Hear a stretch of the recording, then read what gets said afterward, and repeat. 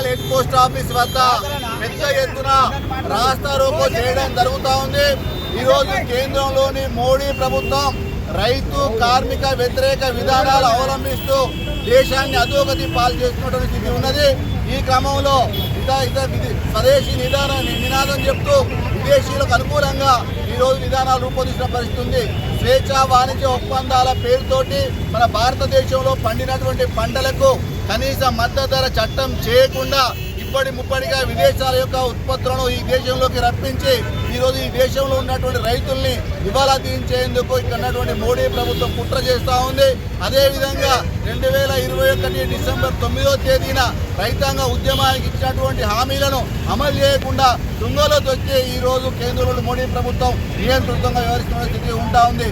అందుకోసమే ఈరోజు రైతాంగ వ్యతిరేక విధానాలు విడనాడాలి, రైతులకు హాని కలిగించేటువంటి స్వేచ్ఛ వాణిజ్య ఒప్పందాలను ఉపసంహరించుకోవాలనేటువంటి డిమాండ్ తోటి దేశవ్యాప్తంగా సంయుక్త కిసాన్ మోర్చా ఆధ్వర్యంలో ఉద్యమం కొనసాగుతూ ఉంది.